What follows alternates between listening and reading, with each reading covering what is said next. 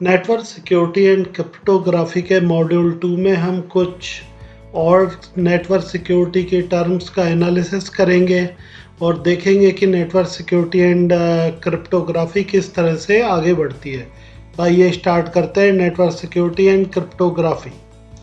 तो देखिए, अगर हम बेनिफिट्स की बात करें नेटवर्क सिक्योरिटी की, तो आजकल सारा वर्चुअल वर्ल्ड है, वर्चुअल वर्ल्ड पे काम हो रहा है।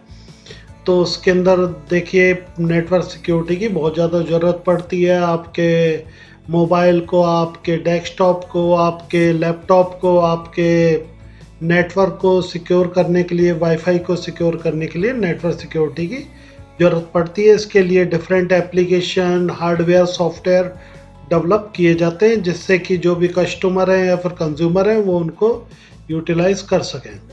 अब देखिए types of network security protection की अपन बात करते हैं। First firewall. फायरवॉल आपके सॉफ्टवेयर एंड हार्डवेयर का कॉम्बिनेशन होता है जो सर्वर पे वर्क करता है और जिससे कि नेटवर्क सिक्योरिटी कई लेयर में प्रोवाइड कराई जाती है और जितनी भी आपकी अनफ्रेंडली या फिर अननोन रिक्वेस्ट है उनको रोक लिया जाता है और जो एंटीवायरस होता है वो वर्क करता है कि जिससे कि मेलवेयर को ब्लॉक किया जा सके। नेक्स्ट, नेटवर्क सेगमेंटेशन की अगर अपन बात करें तो सेगमेंटेशन का मतलब होता है जुड़ाव। तो देखिए नेटवर्क सेगमेंटेशन आपकी बाउंड्रीज डिफाइन करता है नेटवर्क की।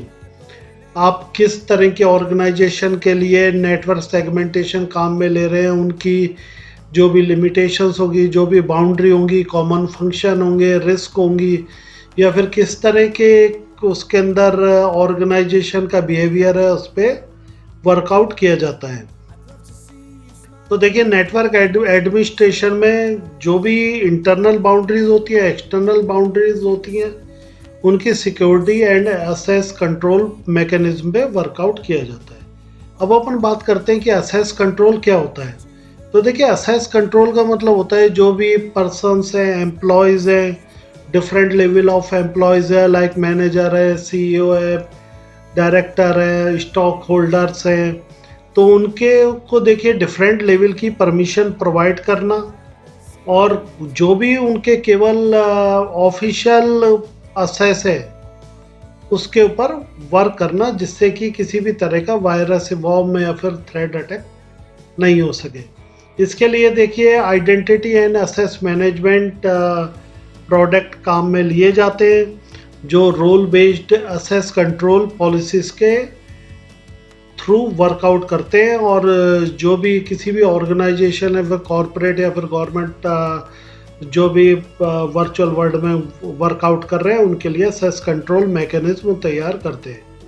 नेक्स्ट आइए, ये देखिए मैंने हिंदी में समझा रखा है जो मैंने अभी बताया है सेम चीज़। अब जीरो ट्रस्ट नेटवर्क असेस क्या होता है। तो देखिए जीरो ट्रस्ट सिक्योरिटी मॉडल है वो देखिए कि आपको असेस और जो भी आपका परमिशंस है उसके लिए किस तरह की मैकेनिज्म फॉलो की जाएगी, उसके क्या रोल होंगे, उसकी जानकारी देता है। अगर अपन इसके अंदर जेटी की बात करें तो इसके अंदर देखिए वीपीएन्स बहुत बड़ा रोल प्ले करता है जो डिफरेंट तरह की permissions and authorization different level के यूजर्स को प्रोवाइड करता है।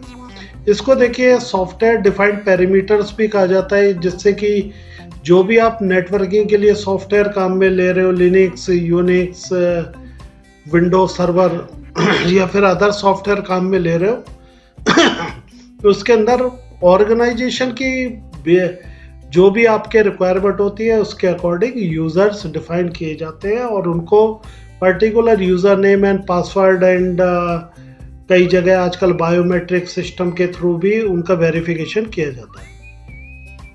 Next, remote access VPN. Remote access means कहीं भी आप वर्ल्ड के किसी भी कोने में बैठ के अपना जो सर्वर है उसको आप यूटिलाइज कर सकते हो। आप किसी भी कंपनी के एम्प्लॉय हो, एक्सेंचर या फिर टीसीएस या विप्रो या फिर किसी बैंक के हो और आपको अगर वर्क करना है तो आप कहीं से भी अपने लैपटॉप के थ्रू, डेस्कटॉप के थ्रू या फिर अदर कहीं से भी इसको यूटिलाइज कर सकते हैं। इसके अंदर भी देखिए वीपीएन सर्वर अलग वर्क करता है, वीपीएन क्लाइंट सॉफ्टवेयर अलग वर्क करता है। दोनों की दोनों आपके इंट्रानेट या एक्स्ट्रानेट के थ्रू वर्क करते हैं एनक्रिप्शन पॉलिसीज के थ्रू। ईमेल सिक्योरिटी को मुझे बताने की ज़रूरत नहीं है, ईमेल आप सभी यूटिलाइज करते हैं और थ्रेड से बचाने के लिए two way authentication, password, user ID और जितने भी क्राइटेरिया है सिक्योरिटी के वो आप यूटिलाइज करते हैं। अब देखिए अगर आईपीएस की बात करें तो आईपीएस टेक्नोलॉजी क्या करती है, वैसे मैं सब कुछ बता चुका हूँ आप लोग को, लेकिन फिर भी एक बार जस्ट रिवाइज कर रहे हैं। तो ये देखिए कि नेटवर्क सिक्योरिटी अटैक्स जो होते हैं उनको डिटेक्ट करती है, जैसे brute force attack, DoS, DDoS, different type की वल्नरेबिलिटीज होती हैं, उनको ब्लॉक करने का भी काम करती है, आइडेंटिफिकेशन का भी काम करती है और आपको नोटिफिकेशन का भी काम करती है। इसके बाद आता है डेटा लॉस प्रिवेंशन। अगर डीएलपी की बात करें तो ये सिक्योरिटी साइबर सिक्योरिटी मेथडोलॉजी है, जिससे कि जब भी कभी भी आपकी ऑर्गेनाइजेशन का या फिर आपका पर्सनल या फिर आपका कमर्शियल डेटा किसी भी तरीके से लॉस हो जाता है, किसी भी तरीके से हैक हो जाता है, या फिर अपन ये मान सकते हैं कि किसी भी तरीके से वायरस के थ्रू इन्फेक्टेड हो जाता है और वो किसी काम का नहीं होता, डैमेज हो जाता है, तो उसके लिए अपन डीएलपी काम में लेते हैं, like HIPAA, SOX, PCI, DSS, different इसके अंदर देखिए टेक्नोलॉजी है जिसके थ्रू डीएलपी पे वर्कआउट किया जाता है। नेक्स्ट अगर अपन सैंडबॉक्सिंग की बात करें तो देखिए ये आपके लेटेस्ट टेक्नोलॉजी है जो आपके साइबर सिक्योरिटी में वर्कआउट करती है, और इसके अंदर देखिए जितनी भी जो बेसिकली सैंडबॉक्सिंग को डेवलप किया गया है, इसके अंदर ब्लॉकचेन का बहुत अच्छा यूज़ किया जाता है, और इसके अंदर देखिए जो भी सैप या ईआरपी पे कॉर्पोरेट वर्ल्ड काम कर रहे हैं, डिफरेंट गवर्नमेंट ऑर्गेनाइजेशन काम कर रही है, उनको सिक्योरिटी प्रोवाइड करने के काम में आता है। इसके अंदर देखिए कोई भी PDF, Word, Excel, PowerPoint या फिर किसी भी तरह की जो फाइल नेटवर्क के थ्रू आ रही है जो सस्पेक्टेड है, उसको देखिए ब्लॉकिंग का काम किया जाता है, और इसके अंदर देखिए ब्लॉकचेन का बहुत अच्छा यूटिलाइजेशन किया जाता है। Next hyper scale network security mechanism भी अपन काम करते हैं। हाइपर स्केल क्या होती है? हाइपर स्केल का मतलब होता है कि सिस्टम की डिमांड को डिनोट करना, मतलब इसके अंदर देखिए स्केलिंग होती है, अप डाउन जो स्केलिंग होती है वो up means positive, down means negative, जो नेटवर्क सिक्योरिटी डिमांड को शो करती है। आपके कितने अटैक हुए हैं, सपोज कीजिए कोई हैकर आप पे अटैक कर रहा है, कोई आपके मेलवेयर अटैक हो रहे हैं, कोई वायरस अटैक हो रहे हैं, या फिर अनवांटेड या फिर अननोन फाइल्स आपके सिस्टम पे या नेटवर्क पे भेजी जा रही हैं, तो वो सारी यूटिलाइज इसके क्लस्टरिंग के थ्रू इसके अंदर की जाती है कि जितनी भी आपकी एक टाइप की जो फाइल्स है, चाहे आपके वायरस इन्फेक्टेड हो, वॉर्म इन्फेक्टेड हो, या फिर अनवांटेड हो, या फिर आपके अननोन फाइल्स हो, उनको क्लस्टरिंग मीन्स ग्रुप में रखा जाता है। नेक्स्ट क्लाउड कंप्यूटर, क्लाउड अगर सिक्योरिटी की बात करें तो आजकल देखिए व्हाट्सएप, फेसबुक और जो भी जितने भी डेटा होते हैं, बैंक के अकाउंट, और वो सारे के सारे क्लाउड नेटवर्क के थ्रू ही वर्कआउट करते हैं। तो देखिए जब एप्लीकेशन और वर्कलोड ये सारा की सारा होस्टिंग हो रही है क्लाउड के थ्रू, तो देखिए क्लाउड नेटवर्क सिक्योरिटी के लिए भी डिफरेंट टाइप के सॉफ्टवेयर, सर्वर सॉफ्टवेयर काम में लिए जाते हैं, हार्डवेयर सॉफ्टवेयर काम में लिए जाते हैं, हार्डवेयर काम में लिए जाते हैं, और हार्डवेयर से जो कंट्रोलिंग सॉफ्टवेयर है वो यूटिलाइज किए जाते हैं। देखिए लाइक यहाँ पर मैंने बता भी रखा है कि जो आपके networking and software defined wide area network solutions हैं, वो आपके पब्लिक, प्राइवेट, हाइब्रिड, या फिर अगर अपन कॉर्पोरेटेड जिस भी टाइप का आपका क्लाउड सर्विसेज है, सास, पास, सास, उसको डिप्लॉय करने के काम में आते हैं। यही मैंने आपको हिंदी में बता रखा है, एक बार आप देख सकते हैं यहाँ पर। इसके बाद देखिए अपन आ जाते हैं what is cyber security threat. अब आता है कि थ्रेट मीन्स क्या होता है? थ्रेट मीन्स तो धागा होता है। मीन्स आपके वो लो लेवल फाइल जो आपको किसी भी अटैचमेंट के थ्रू भेजी जाती हैं, और जैसे ही आप खोल के उन्हें देखते हो वो अपना प्रोसेस चालू कर देती है, लूपिंग चालू कर देती है। होते तो प्रोग्राम ही है ये, तो जो कि आपके डेटा को एक्सेस करने के काम में आता है, डिस्टर्ब करने के काम में आता है, डैमेज करने के काम में आता है, या फिर हैक करने के काम में आता है। इसके अंदर देखिए स्पाई जो हैक्टिविस्ट होते हैं, टेररिस्ट ग्रुप होते हैं, hostile nation states, criminal organisation, ये जो लॉ एंड हैकर्स या फिर कुछ हैकर्स रैंसमवेयर के लिए भी करते हैं, तो ये आपके सिक्योरिटी थ्रेट्स को काम में लेते हैं। लेकिन जो भी होता है ये थ्रेट कोई ऐसा नहीं समझे कि कोई बहुत बड़ी चीज होती है। स्मॉल स्केल प्रोग्राम होते हैं ये आपके। कई बार तो देखिए वन लाइन प्रोग्राम भी होते हैं, कई बार आपके इनफाइनाइट लूपिंग प्रोग्राम होते हैं, और कई बार देखिए ये कई फाइल्स को कैप्चर करके, नेटवर्क को कैप्चर करके उसके क्लोनिंग का काम करते हैं। अब देखिए अगर अपन बात कर लें कि इसके अंदर मैंने दे भी रखा है कि कितना डेटा और कितनी बड़ी प्रॉब्लम जानना जरूरी है आपके लिए साइबर सिक्योरिटी थ्रेट के बारे में। तो फर्स्ट देखिए मेलवेयर, ये वैसे मैं सारी चीज़ें बता चुका हूँ आपको, ज़्यादा नहीं बताऊंगा। तो देखिए मेलवेयर आपके मैलिशियस सॉफ्टवेयर होता है, स्पाईवेयर, रैंसमवेयर, वायरस या वॉर्म, और ये भी वही होता है कि अटैचमेंट के थ्रू आपके मेल के थ्रू भेजा जाता है, मेल के थ्रू, या फिर आप व्हाट्सएप यूज़ कर रहे हैं, अगर आप इंटरनेट यूज़ कर रहे हैं तो व्हाट्सएप, फेसबुक या किसी के थ्रू ही भेजा जा सकता है। जैसे ही आपने किसी भी भगवान की फ़ोटो पे क्लिक किया, उसके साथ में मैंने एक छोटी सी फाइल अटैच कर दी, उसने आपके डैमेज करना शुरू कर दिया या फिर हैक करना शुरू कर दिया। तो देखिए इसको लिए सॉफ्टवेयर भी आते हैं, हार्डवेयर भी आते हैं। नेक्स्ट अब देखिए इमोटेट की अगर अपन बात करते हैं तो देखिए साइबर सिक्योरिटी में ये आपके मेनली तो बैंकिंग सेक्टर में काम आता है, जहाँ पर फाइनेंशियल काम होता है वहाँ पर आपके इमोटेट यूटिलाइज किया जाता है। और ये देखिए ये भी डिस्ट्रक्टिव मेलवेयर का जैसे ही आपके वर्क करता है, और cyber security and infrastructure security agency में इसको काफ़ी ज़्यादा क्रूशियल माना जाता है। नेक्स्ट आपके डॉस और डीडॉस, इसके बारे में मैं आपको हैंडशेक प्रोसेस के थ्रू ये काम करते हैं, और मैं आपको इसके बारे में अदर मेरे वीडियो में बता चुका हूँ। नेक्स्ट ये जो आपके मैन इन द मिडिल की अगर अपन बात कर रहे हैं, ये वैसे देखिए पहले मैं सारा के सारा आपको एक्सप्लेन कर चुका हूँ। फिशिंग अटैक्स होते हैं, एसक्यूएल इंजेक्शन होते हैं, कि जो भी डेटाबेस को किस तरह से डैमेज करते हैं फाइल के साथ अटैच होके। तो ये देखिए क्योंकि आजकल देखिए मेन डेटा पे सारा वर्चुअल वर्ल्ड डिपेंडेंसी है, तो वो वहाँ पर मैलिशियस कोड के साथ में नुकसान पहुँचाते हैं। और MITM की बात करें, मैन इन मिडिल की बात करें, तो देखिए इसके अंदर जब 2 पार्टी ट्रांजेक्शन्स कर रही हैं तो इसके अंदर ये आपके ट्रैफिक के थ्रू जो आपके पैकेट्स होते हैं, पैकेट्स के थ्रू आपके इंटरेक्ट होते हैं और उसके थ्रू डैमेज करते हैं। Wifi connection, public wifi connection अगर आप यूज़ कर रहे हैं तो मैन इन मिडिल जो आपके अटैक्स होते हैं, इनसे आपको बहुत ज़्यादा चांसेज होते हैं आपको हार्म पहुँचे। और ऐसे ही अगर इसकी फ़िशिंग की बात करें तो फ़िशिंग भी देखिए एक टेक्नोलॉजी है जिन्हें मैं अदर मेरे वीडियोस में बता चुका हूँ।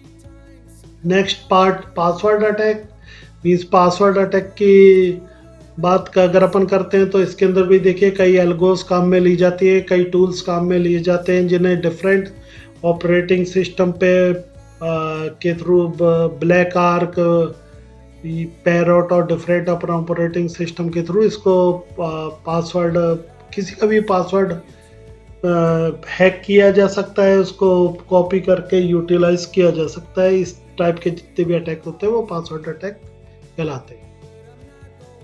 नेक्स्ट अगर अपन बात करें कि network security concept and mechanism की, तो हमें पता चलेगा कि देखिए नेटवर्क सिक्योरिटी कॉन्सेप्ट में हम कौन कौन सी टर्म का एनालिसिस करेंगे। First identification and authentication, Second, authorization. Third, auditing. Next, confidentiality. And next is the data integrity. तो देखिए, अगर अपन ये सारे की सारी जो भी मैंने अभी आपको टर्म बताई थी, इसके ऊपर डिफरेंट टूल्स एंड टेक्निक्स होती हैं जो सिक्योरिटी मैकेनिज्म अप्लाइज की जाती है। फर्स्ट, अगर अपन देखिए इसके अंदर जो मैकेनिज्म काम में लेते हैं वो कौन कौन सी लेते हैं। First, cryptography. Next, message digest and digital signature. आजकल देखिए डिजिटल सिग्नेचर सिक्योरिटी के लिए, नेटवर्क सिक्योरिटी के लिए, जितनी भी आपके फाइनेंशियल ऑर्गेनाइजेशन है वहाँ पर आपके जो सिंपल साइन हो गए हैं वो बंद हो गए हैं और आपके डिजिटल सिग्नेचर यूटिलाइज किए जाते हैं। इसी तरह आपके डिजिटल सर्टिफिकेट्स इशू किए जाते हैं, जो भी सेबी और जितनी भी आपके फाइनेंशियल और जो भी आपके रिसर्च ऑर्गेनाइजेशन होती है वो आपको डिजिटल सिग्नेचर अलाउ करती है और वही आपको फॉलो करना पड़ता है। इसके अलावा PKI भी आपके टेक्नोलॉजी यूज होती है। तो ये तीन अपन कॉमन सर्विस मैकेनिज्म होती है। अब फर्स्ट अपन बात कर ले आइडेंटिफिकेशन एंड ऑथेंटिकेशन का।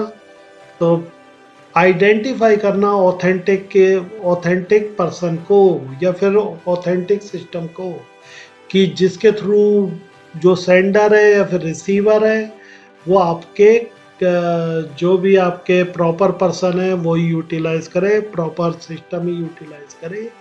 कोई भी अननोन सिस्टम हैक करके पासवर्ड और यूज़र नेम को यूटिलाइज नहीं कर सके। सेकंड, आपके ऑथराइजेशन एक प्रोटेक्शन लेयर का काम करता है। Means it protect critical resources. जो भी आपके जो बहुत इम्पोर्टेंट रिसोर्सेज होते हैं उनको देखिए प्रोटेक्ट किया जाता है। और इसमें देखिए 2 टियर 3 टियर जो आपके आर्किटेक्चर है उसका यूटिलाइजेशन करके ऑथराइज्ड पर्सन ही उसे यूज़ कर सके, उसको अप्लाई कर सके, इसके लिए यूटिलाइज किया जाता है। नेक्स्ट, ऑडिटिंग देखिए आजकल जिस तरह आप फाइनेंस वर्ल्ड में जानते हैं कि ऑडिटिंग बहुत बड़ा इम्पोर्टेंट रोल प्ले करती है, इसी तरह से देखिए जितनी भी आजकल कॉरपोरेट वर्ल्ड होते हैं या फिर जितनी भी आपके ऑर्गेनाइजेशन होती है वो साइबर ऑडिटिंग अरेंज करती हैं, जिसके अंदर साइबर एक्सपर्ट आते हैं और वो प्रॉपर चेक करते हैं, नेटवर्क को चेक करते हैं, सिस्टम्स को चेक करते हैं कि किसी भी तरह का कोई अननोन या फिर अनऑथराइज्ड एक्टिविटी तो नहीं हो रही है। नेक्स्ट, अपन बात कर रहे हैं कि कॉन्फिडेंशियल जो भी आपके जो नेटवर्क सिक्योरिटी मैकेनिज्म की जिसे अपन कह सकते हैं कि बैकबोन है या फिर रीढ़ की हड्डी है, वो है आपके कि कॉन्फिडेंशियल डेटा इंफॉर्मेशन सारी कॉन्फिडेंशियल रहनी चाहिए। उसके लिए प्रोटेक्शन स्ट्रेटेजी मैकेनिज्म डेवलप होनी चाहिए।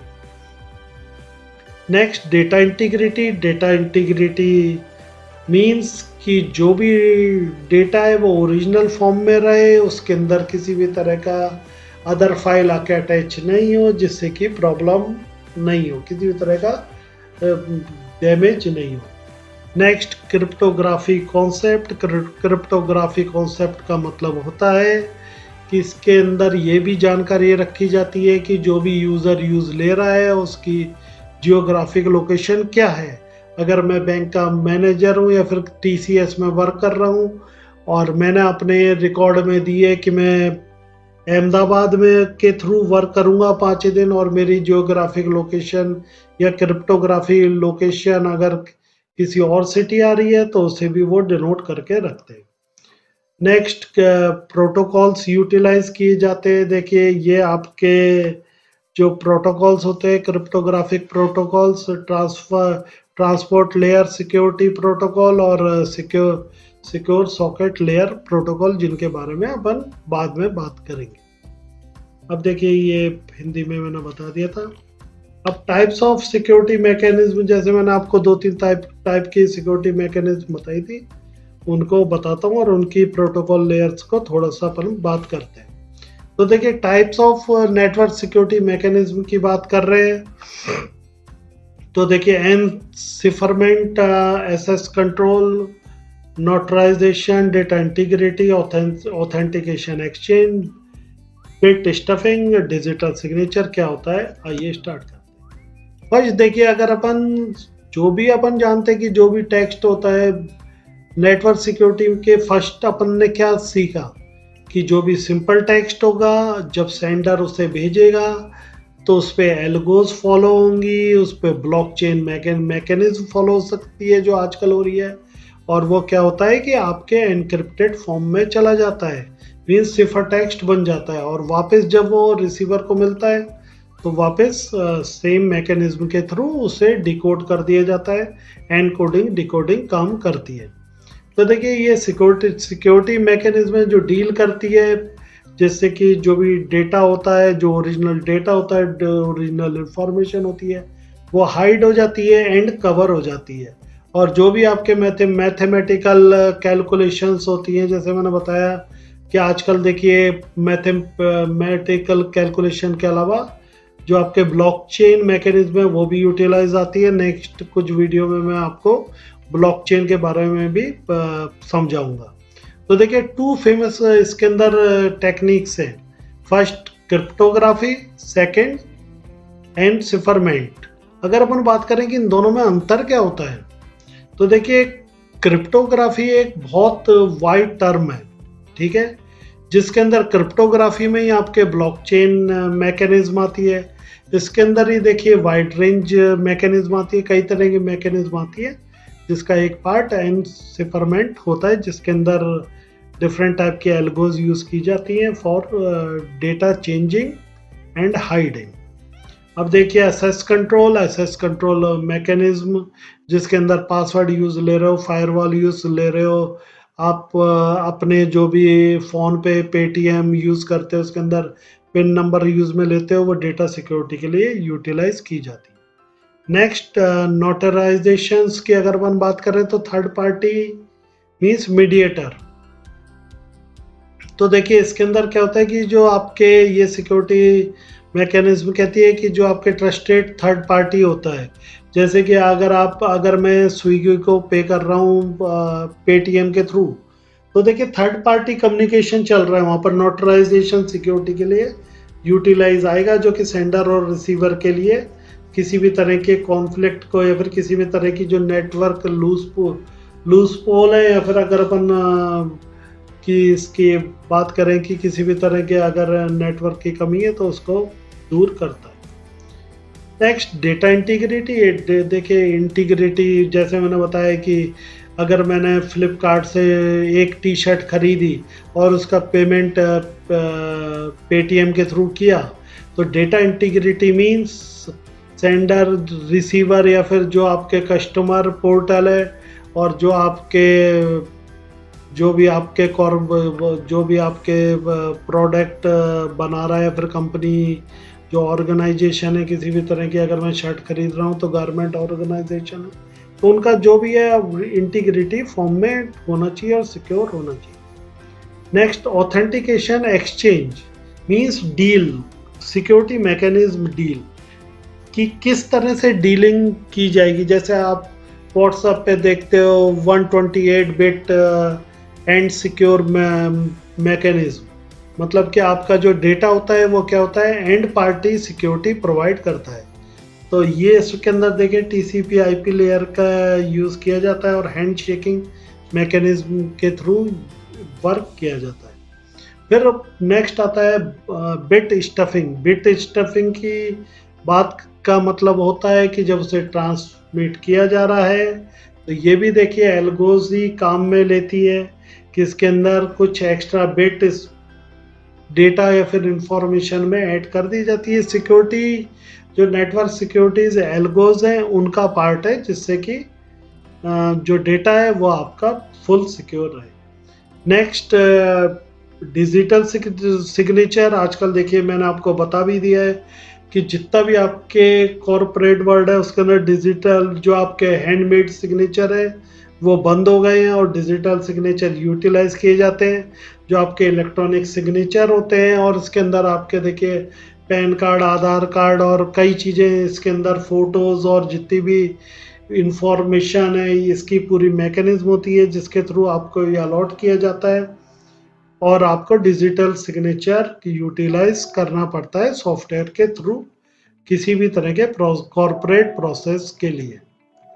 ये देखिए हिंदी में मैंने बताया था, इसके अंदर ज़्यादा ध्यान नहीं दे रहा हूँ, मैं एक बार पीछे कर देता हूँ जिससे हिंदी वाले बच्चे परेशान नहीं हो। तो ये देखिए मैंने हिंदी में बता दिया है। अब अपन बात करते हैं नेटवर्क सिक्योरिटी मॉडल की। देखिए नेटवर्क सिक्योरिटी मॉडल का मतलब होता है कि जो नेटवर्क सिक्योरिटी एक्सपर्ट हैं वो कुछ रूल्स फॉलो करते हैं, कुछ पॉलिसीज फॉलो करते हैं जिससे कि किसी भी तरह का डेटा या इंफॉर्मेशन है वो सिक्योर रहे, ऑथेंटिकेट रहे, कॉन्फिडेंशियल रहे। तो देखिए इसके अंदर नेटवर्क सिक्योरिटी मॉडल को अपन स्टार्ट करते हैं। तो देखिए इसके अंदर हम स्टडी करते हैं कि मैसेज है जो सेंडर और रिसीवर के बीच जो नेटवर्क के थ्रू जाएगा, वो देखिए उसके लिए हम किस तरह का network access security model utilise कर सकते हैं। देखिए सेंडर मैसेज भेज रहा है, रिसीवर उसे रिसीव कर रहा है और दोनों के बीच में देखिए शेयरिंग हो रही है, लेकिन जो ट्रांसमिशन है ट्रांसमिशन नेटवर्क के थ्रू हो रहा है। मीन्स आप इंटरनेट सर्विस यूज़ कर रहे हो, इंटरनेट सर्विस यूज़ कर रहे हो, फिर एक्स्ट्रानेट सर्विस यूज़ कर रहे हो।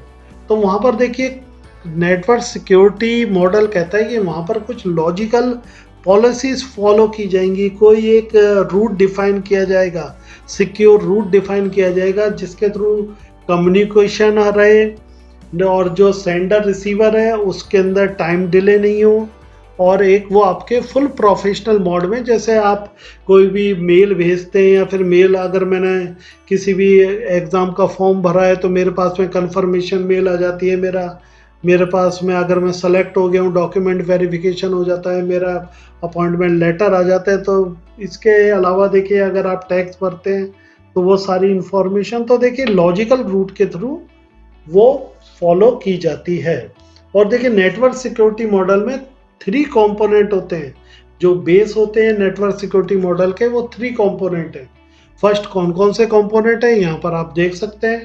ट्रांसफॉर्मेशन जो इंफॉर्मेशन की है, ठीक है, जो रिसीवर के लिए भेजी गई है, वो ये कहते हैं कि अनेबल टू रीड होनी चाहिए। मीन्स जब ट्रांसमिट हो रहा है तो वो रीडेबल फॉर्म में नहीं होनी चाहिए। मीन्स एनक्रिप्शन फॉलो होना चाहिए, सिफर टेक्स्ट फॉलो होना चाहिए। एनक्रिप्शन अगर आप यूटिलाइज नहीं कर रहे हो तो आप नेटवर्क सिक्योरिटी मॉडल पे वर्क नहीं कर रहे हो। Second, sharing of the secret information. Means जो भी सीक्रेट इंफॉर्मेशन है शेयर हो रही है सेंडर और रिसीवर के बीच में, उसमें किसी तरह का बग नहीं होना चाहिए, फिर क्लू नहीं होना चाहिए कि जो भी एनक्रिप्शन की मैनेजमेंट काम में लिया जा रहा है तो उसके अंदर देखिए एनक्रिप्शन करते समय फिर डिक्रिप्शन करते समय उसके अंदर देखिए किसी भी तरह का क्लू नहीं शो होना चाहिए कि जिस क्लू के थ्रू हैकर्स उसको हैक करके डिकोड कर सके। थर्ड कि देखिए इसके अंदर जब अपन एल्गोज काम में ले रहे हैं, मैंने बताया भी था नेटवर्क सिक्योरिटी एल्गोरिथम की जो एल्गोज है वो 2 में काम में ली जाती है। अपन पढ़ते भी है, जैसे मैंने बताया था आपको व्हाट्सएप पे आता है 256 bit encryption end to end security mechanism. तो ये देखिए ये सारी की सारी आपके अंदर थर्ड पार्टी होती है, वो देखिए डिस्ट्रीब्यूशन काम में लेती है, फिर ब्लॉकचेन काम में लेती है सिक्योरिटी सीक्रेट इंफॉर्मेशन को प्रिवेंट करने के लिए, फिर सिक्योर करने के लिए। ये देखिए मैंने हिंदी में समझा दिया है। अब देखिए नेटवर्क सिक्योरिटी मॉडल के अंदर अपन बात करें तो देखिए 2 पार्टीज होती है। कौन सी होती है? एक सेंडर होती है, एक रिसीवर होती है। सेंडर वाला रिसीवर को भेजेगा, रिसीवर वाला जो भी फाइल है उसको एक्सेप्ट कर लेता है। लेकिन देखिए जो भी सेंडर है वो मैसेज को तो भेज सकता है, लेकिन मैसेज पे अटैक होने की भी संभावना बहुत ज़्यादा होती है इंफॉर्मेशन चैनल के थ्रू। तो देखिए जब वो भेज रहा है तो जो थर्ड पार्टी है या फिर नेटवर्क सिक्योरिटी मॉडल है वो कहता है कि भेजने से पहले ही, ट्रांसमिट होने से पहले ही वो अनरीडेबल फॉर्म में हो जाना चाहिए। कि मतलब जैसे एक में अगर कोई भी फाइल ले रहा हूँ, भेज रहा हूँ, उसके हजारों टुकड़े करके मैंने फेंक दिए और पता चला एल्गोज इस तरह की लगाए कि डिजिटली वो सारे इकट्ठे हो गए, तो वो देखिए अनरीडेबल फॉर्म में होना चाहिए। फिर ये नेटवर्क सिक्योरिटी मॉडल कहता है कि जो सीक्रेट इंफॉर्मेशन है वो देखिए ट्रांसफरिंग हो रही है, तो जो ट्रांसमिट हो रही है जो भी इंफॉर्मेशन, उसके अंदर देखिए थर्ड पार्टी की रेस्पॉन्सिबिलिटी है कि जो डिस्ट्रीब्यूशन है वो आपके ऑथेंटिकेट चैनल्स के थ्रू हो, कम्युनिकेशन सेंडर और रिसीवर के बीच में जो ट्रांसमिशन हो रहा है उसके लिए ट्रस्टेड चैनल काम में लिए जाने चाहिए। तो नेटवर्क सिक्योरिटी देखिए अगर अपन बात करें कि मेजर टास्क कौन कौन सी होती हैं, तो फर्स्ट देखिए मैं बता रहा हूँ आपको, तो देखिए जो भी रीडेबल मैसेज है उसको अनरीडेबल फॉर्म में डिफरेंट एल्गोरिथम, और जितने बिट की एल्गोरिथम होगी, जितनी टू रेज टू पावर की, अगर मैं 2 रेज टू पावर 16 लगा रहा हूँ, 8 लगा रहा हूँ या फिर 4 लगा रहा हूँ या 32 लगा रहा हूँ, तो वो देखिए वो उतना ही ज़्यादा उसको क्रैक करना किसी भी जो आपके ब्लैक हैट हैकर्स होते हैं उनके लिए मुश्किल होता है और आपका मैसेज सिक्योर रहता है। नेक्स्ट, जो नेटवर्क सिक्योरिटी मॉडल डिजाइनर्स होते हैं वो देखिए generation of secret information develop करते हैं, मींस वो की मैनेजमेंट पे बहुत ज़्यादा वर्क करते हैं, और की मैनेजमेंट का आइडिया आपको भी है क्योंकि आपने डीबीएमएस पढ़ा हुआ है। नेक्स्ट, अगर सीक्रेट इंफॉर्मेशन की बात कर रहे हैं तो एंड लेवल पे ये वर्क करनी चाहिए। And level means sender and level and receiver and level. जैसे ही अगर सेंडर एंड लेवल आया, मैंने जैसे ही पता चला जीमेल से किसी को मेल भेजी, तो जैसे ही मैंने मेल सेंड करी तो सेंड करते ही वो क्या होगा कि उसके अंदर नेटवर्क जो सिक्योरिटी पॉलिसीज है वो अप्लाई कर जाएगी, और उससे क्या होगा कि वो डिकोड हो जाए, मतलब जो भी आपका जो मेरी फाइल है वो आपके एनकोड हो जाएगी, मींस एनक्रिप्टेड हो जाएगी, और वो फिर एल्गोज उसके 2 रेज टू पावर में लगेंगी और किसी को समझ में नहीं आएगी।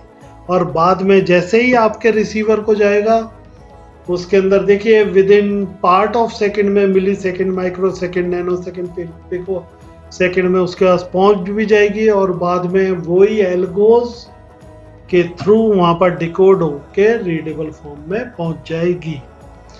तो देखिए ये मैंने आपको नेटवर्क सिक्योरिटी मॉडल बताया कि किस तरह से नेटवर्क सिक्योरिटी मॉडल वर्कआउट करता है, डिफरेंट मेथडोलॉजीज के अंदर काम में ली जाती है। अगर अपन कम्युनिकेशन प्रोटोकॉल्स की बात करते हैं तो देखिए कम्युनिकेशन प्रोटोकॉल्स में कुछ कोड होते हैं, कुछ सीक्रेट कोड होते हैं जिनके through communication one party to another party किया जाता है। और यहाँ पर देखिए अगर अपन बात करें कि किस तरह से जो डेटा होता है वो प्रोटेक्टेड नहीं होता है या फिर किस तरह से हैकिंग की जाती है, तो इसके अंदर देखिए 2 टाइप्स से आपके जो नेटवर्क सिक्योरिटी है वो ब्रीच करने की कोशिश की जाती है। फर्स्ट आते हैं आपके हैकर्स देखिए पेनिट्रेशन पे वर्क करते हैं, और ये मैंने पेनिट्रेशन टेस्टिंग आपको समझा भी रखी है, जो आपके हार्म करने की कोशिश करते हैं किसी भी सिस्टम। सेकंड, जो आपके जो इंट्रूडर्स होते हैं वो क्या करते हैं कि वो आपके सिस्टम को देखिए फाइनेंशियल गेन के लिए, जैसे मैंने रैंसमवेयर के लिए बताया था कि फर्स्ट पार्टी हैकर्स तो हो सकते हैं कि आपकी जो कॉम्पिटिटिव कंपनी है, ऑर्गेनाइजेशन है, उसने इस तरह से उनको मींस उनको एक टेंडर दिया हो कि आप इस कंपनी को डैमेज करें, इनके डेटा को डैमेज करें, या फिर आप इनको किसी तरीके से लॉस पहुंचाएं। लेकिन जो आपके सेकंड टाइप्स ऑफ अटैकर्स होते हैं वो क्या करते हैं कि वो रैंसमवेयर के लिए वर्कआउट करते हैं। आप उन्हें पैसे दे दीजिए, आप जो भी क्रिप्टो करेंसी है उनके थ्रू उनको पेमेंट कर दीजिए और वो आपको डेटा लौटा देंगे।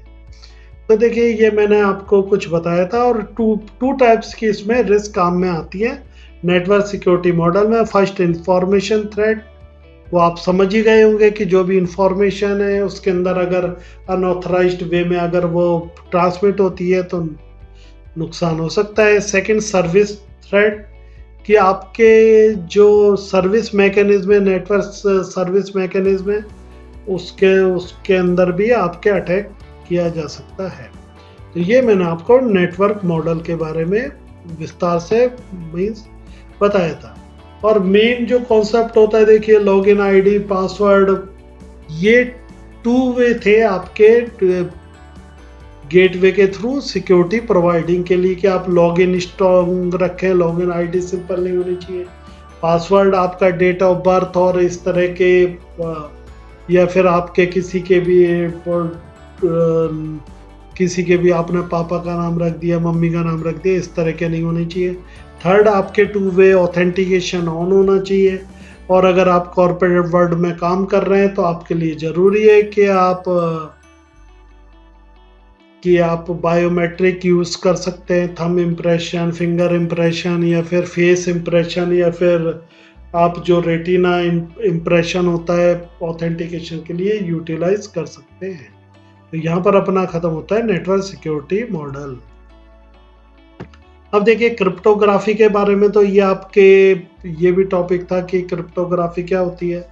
तो एक बार इसको शुरू में भी मैंने आपको डेफिनेशंस के थ्रू बताया था कि AWS के अकॉर्डिंग क्या होती है, ओरेकल के अकॉर्डिंग क्या होती है, तो यहाँ पर सिस्को के थ्रू क्या होती है। तो यहाँ पर आप देख सकते हैं कि क्रिप्टोग्राफी क्या होती है। तो ये देखिए, अगर अपन एक बात करते हैं कि क्रिप्टोग्राफी पढ़ ली, अब क्रिप्टो सिस्टम क्या होता है। क्रिप्टो सिस्टम मीन्स कि अगर मैं IT पर्सन नहीं हूँ या फिर मुझे क्रिप्टोग्राफी के नॉलेज नहीं है, सपोज कीजिए कि मैं एक बैंकर हूँ और मेरा काम केवल ये है कि मेरे क्लाइंट आ रहे हैं, उनका सारा फाइनेंशियल और सब मैनेज करना, तो उसके लिए मैं सिस्टम परचेज करूँगा। मुझे कोई मतलब नहीं आप कौन सी एल्गोस काम में ले रहे हो, हार्डवेयर कौन सा काम ले रहे हो, सर्विस कौन सी प्रोवाइड करा रहे हो। तो ये जो complete suit of cryptographic algorithms होता है या फिर हार्डवेयर सॉफ्टवेयर इंक्लूड्स होता है, वो आपके कहलाते हैं क्रिप्टो सिस्टम। मेनली अगर अपन बात करें तो देखिए सॉफ्टवेयर और हार्डवेयर एक कंप्यूटर का भी पार्ट हो जाते हैं, नेटवर्किंग पार्ट हो जाते हैं। तो देखिए क्रिप्टो सिस्टम में जो क्रिप्टोग्राफिक एल्गोस काम में ली जाती हैं उनके ऊपर अपन फोकस करते हैं। Means crypto system means suit of cryptographic algorithm. अगर अपन बहुत ज़्यादा डीप जा रहे हैं तो देखिए 3 टाइप्स की इसके अंदर एल्गोरिथम्स काम में ली जाती हैं। फर्स्ट जो होती है वो की जनरेशन के लिए काम में ली जाती है, ठीक है। सेकंड आपके एनक्रिप्शन के लिए काम में ली जाती है। Third decryption. Means crypto system के कितने पार्ट हो गए, 3 पार्ट हो गए। फर्स्ट की generation, second encryption and third is the decryption. और जो आपके सिफर है, सिफर आपके पता ही है, जो भी आपके टेक्स्ट होता है उसको जब एनक्रिप्टेड किया जाता है डिफरेंट एल्गोस के यूज में तो आपको सिफर टेक्स्ट कहलाता है। ठीक है, समझ में आ गया। आप देखिए क्रिप्ट एनालिसिस की बात करते हैं तो क्रिप्ट सिस्टम पे जो आप एनालिसिस पार्ट करते हैं, स्टडी करते हैं, प्रोसेस करते हैं, वो देखिए वो सारा क्रिप्टो एनालिसिस कहलाता है। तो ये देखिए एक तरह की स्टडी और प्रोसेस होता है जिसके अंदर आप एनालिसिस करते हैं, डिक्रिप्ट करते हैं, सिफर कोड्स को एनक्रिप्ट करते हैं, ठीक है, विदाउट यूजिंग ऑफ रियल की, कि जिससे कि आपको एक तरह से डेमो की प्रैक्टिस क्रिप्ट एनालिसिस के थ्रू हो जाती है, जिससे कि किसी भी तरह का लॉस नहीं होता है। क्लियर। इसके अंदर देखिए क्रिप्ट एनालिसिस जो होता है ये आपके एक्सपर्ट स्टडी कहलाती है, जिसके अंदर आपको सिफर की नॉलेज हो जाती है, क्रिप्टो सिस्टम की नॉलेज हो जाती है, सिफर टेक्स्ट की नॉलेज हो जाती है, और डिफरेंट उसके जो फंक्शंस होते हैं, ऑपरेशंस होते हैं, प्रोसेस होते हैं, उनकी आपको नॉलेज मिल जाती है। तो ये देखिए, ये मैंने आपको कंप्लीट कर दिया। अब अपन जो डिफरेंट टाइप के सिफर टेक्स्ट होते हैं फिर उनका अपन एनालिसिस कर लेते हैं। यहाँ पर देखिए, फर्स्ट आपके जो एल्गोरिथम कहलाती है वो कहलाती है ब्लॉक सिफर। ये देखिए डिटर्मिनिस्टिक एल्गोरिथम होती है, ठीक है। तो देखिए, जैसे मैंने आपको सिफर में बताया कि जब आप एनक्रिप्शन कर रहे हैं डिफरेंट एल्गोज के थ्रू तो सिफर बन रहा है। लेकिन ब्लॉक सिफर में क्या होता है, डिटर्मिनिस्टिक एल्गोरिथम काम में ली जाती हैं, जिसके अंदर fixed length group of bits काम में लिया जाता है, जिसे आप ब्लॉक कहते हो। तो ये याद रखना कि block means fixed length group of bits, यही आपके ब्लॉक सिफर कहलाता है। इसके अंदर देखिए क्रिप्टोग्राफी प्रोटोकॉल्स काम में लिए जाते हैं, डिफरेंट टाइप्स ऑफ प्रोटोकॉल होते हैं, उनका इम्प्लीकेशन ब्लॉक सिफर में किया जाता है और ये यूज में आते हैं। देखिए, जब लार्ज अमाउंट ऑफ डेटा होता है तो उनको एनक्रिप्ट करने के लिए ब्लॉक सिफर का यूज किया जाता है, जिसके अंदर डेटा एक्सचेंज प्रोटोकॉल भी इंक्लूड किए जाते हैं। एंड इसके अंदर देखिए जो सिक्योरिटी लेवल होता है, जो एनक्रिप्शन लेवल होता है, वो देखिए आपके काफ़ी हाई लेवल होता है, क्योंकि जो इसके अंदर जो लेंथ है वो fixed length group of bits use की जाती है और फिक्स्ड की मैकेनिज्म इसके अंदर यूटिलाइज की जाती है। तो ये देखिए मैंने आपको फर्स्ट बताया ब्लॉक सिफर।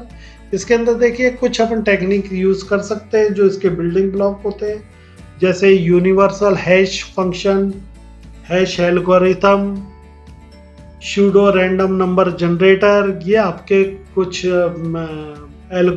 एल्गोरिथम्स हैं जो अपन ब्लॉक सिफर डेवलप करने के काम में लेते हैं।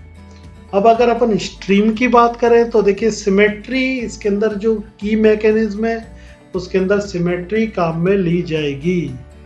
मींस इसके अंदर जो प्लेन टेक्स्ट होगा उसका कॉम्बिनेशन किया जाएगा सूडो रैंडम नंबर